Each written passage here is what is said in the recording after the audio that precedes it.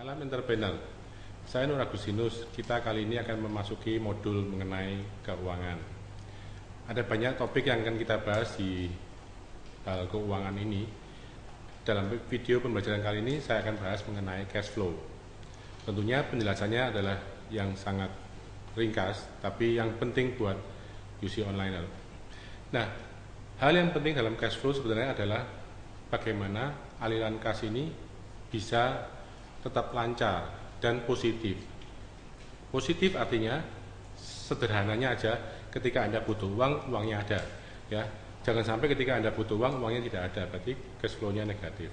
Nah, mengapa terjadi cash flow yang negatif? Padahal misalnya, saya merasa perusahaan saya untung, tapi kenapa cash flow saya kok seret misalnya?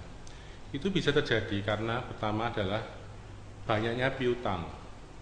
Banyak orang merasa tidak tega atau tidak bisa menolak ketika pembeli atau pelanggan itu tidak membayar secara cash atau secara tunai.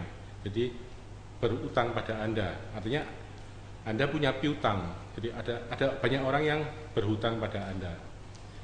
Nah, ini membuat Anda akan kesulitan cash flow karena uang yang seharusnya harus Anda gunakan untuk membeli kembali barang yang untuk dijual lagi itu tidak ada, sehingga Anda akan kesulitan keuangan.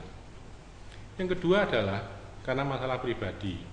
Jadi uang yang Anda terima tidak Anda simpan, tapi Anda gunakan untuk keperluan pribadi atau konsumtif, misalnya Anda belanja untuk keperluan pribadi. Itu juga bisa menyebabkan cash flow menjadi buruk. Kadang-kadang seorang pengusaha ketika dia sudah mulai banyak uangnya, banyak uang masuk misalnya, gaya hidupnya juga mulai berubah, pengeluarannya juga makin banyak. Dia mulai beli motor, beli mobil, di rumah, ya. Mungkin makannya juga kalau ke restoran lebih mahal, dan banyak sekali pengeluaran-pengeluaran yang lain yang untuk pribadi. Nah, ini lama-kelamaan juga akan membuat masalah dalam hal cash flow. Yang ketiga adalah Anda terlalu agresif melebarkan sayap atau membuat pertumbuhan Anda terlalu cepat. Jadi, Anda merasa bahwa saya telah sukses membuat sebuah toko, saya akan buka di tempat yang lain, buka tempat yang lain. Padahal Anda masih belum terlalu siap. Nah, ini juga bisa menyebabkan keuangan menjadi bermasalah. Artinya apa? Anda mungkin merasa bahwa pilar utamanya ini bagus.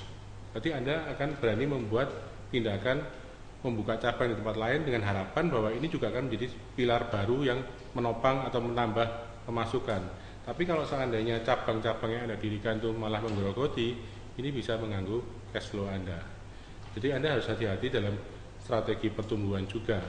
Jadi ingat bahwa dalam mengatasi cash flow ini, kalau untuk mengatasi masalah utang dari pelanggan atau piutang tadi itu, Anda harus benar-benar bisa membatasi. Misalnya, Anda membatasi hanya boleh 10% saja dari revenue yang ada di toko Anda yang bisa pelanggan itu tidak membayar langsung.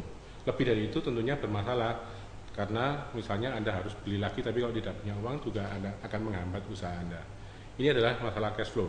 Jadi inti utama cash flow adalah uang harus tetap ada di mana Anda butuhkan. Anda harus tahu term-term atau waktu-waktu Anda mengeluarkan uang. Misalnya ada waktu-waktu Anda harus membayar listrik, ada waktu-waktu Anda harus misalnya katakanlah membayar keperluan-keperluan yang lain. Nah, kadang-kadang yang jadi masalah adalah membayar sewa kontrak usaha. Tempat usaha ini kadang-kadang tiap tahun atau 2 tahun sekali harus kita menambahkan uang lagi untuk memperpanjang sewa.